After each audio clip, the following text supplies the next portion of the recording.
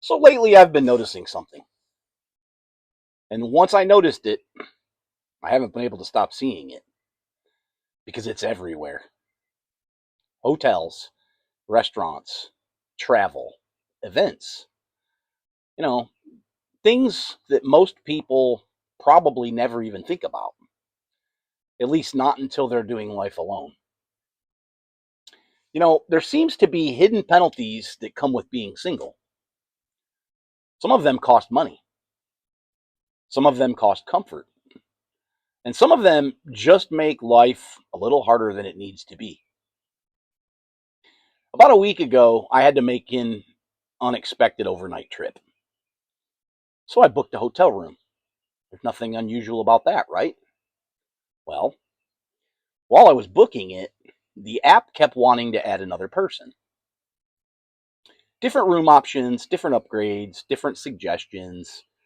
And, I remember thinking, why does this stupid thing keep assuming that there's somebody else? But I didn't think much more about it at the time. Then a few days ago, I went to a restaurant alone. And if you've watched that video, you know that I almost didn't go. And not because I didn't want dinner, but, because I was alone. Being alone was already the uncomfortable part. Walking through the door was already the uncomfortable part.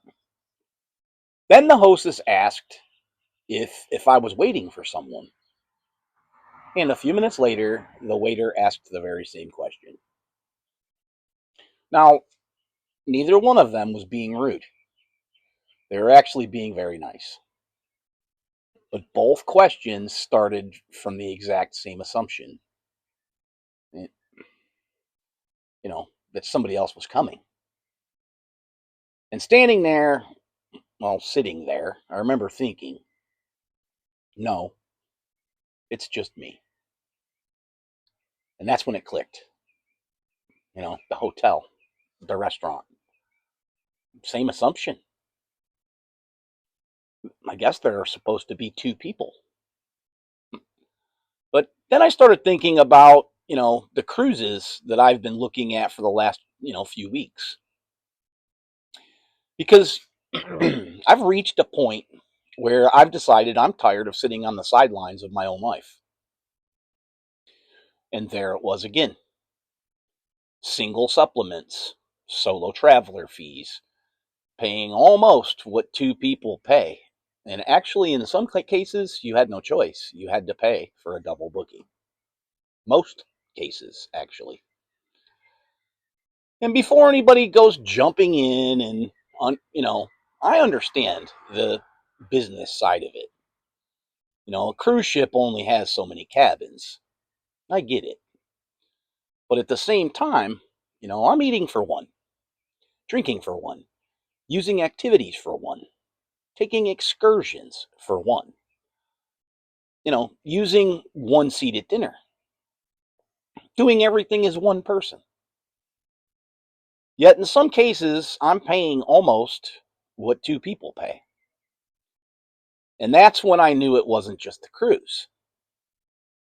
It wasn't just the restaurant. It wasn't just the hotel. The world seems to assume that there's always two people.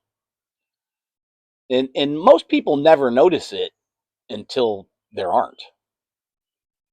The funny thing is, I don't think that I would have noticed any of this 20 years ago because I was married, and I was raising kids. I was living inside that assumption myself. But then one day you're not, you know, and suddenly you start seeing it everywhere. The restaurant is actually a great example because, years ago, it seemed like almost every single restaurant, of course, minus the five scale $150 a plate places, had a bar or a counter where somebody, alone could sit comfortably. And I'm not talking about drinking, I'm talking about eating. You sat down, ordered your meal, watched a game, Talk to somebody if you wanted to, kept to yourself if you didn't. Nobody thought twice about it. You didn't feel like you were taking up a table meant for a family or a couple. You were just another customer. Now, a lot of those places are gone. Everything is booths, tables, couples, families, groups. And no, I'm not asking restaurants to redesign themselves around me. That's not my point. My point is being alone is already hard enough, especially in the beginning. And somewhere along the way, we made it even harder. Not just the restaurants, the hotels, cruises, travel packages, events, movie tickets, and probably 100 other examples that would take longer than this whole video to list. So what bothers me isn't really the hotel. It isn't really the restaurant. And honestly, it isn't even the cruise fee. What bothers me is that being alone is already hard enough. By the time I walked into that restaurant, I'd already had the conversation with myself. I'd already talked myself into going. I'd already pushed through the hesitation. I'd already pushed through the discomfort of walking in alone. Then I walk through the door, and the first question is whether I'm waiting for somebody. Again, nobody meant anything by it. They were being polite. But it was just another reminder. Just like the hotel, just like the cruise, just like all the other little things. Another reminder that most experiences were designed around the assumption that there are going to be two people or more. And I think people who haven't experienced this, underestimate how much those little things add up. Because none of them are devastating. Nobody's attacking you. Nobody's trying to make you feel bad. And nobody's even doing anything wrong. Exactly. But when you keep hearing the same message over and over again, eventually, it starts to wear on you. Not because it's intentional, because it's constant. And after a while, you start feeling like the unusual one. Like you're somehow doing something that wasn't really expected. When the truth is, there's millions of us. People who got divorced, people who've lost a spouse, people who, never even married. People whose kids grew up and moved away. People whose lives simply turned out differently than what they had imagined. But the reality is there a lot more. Well, there's a lot more people doing life alone than most people even realize.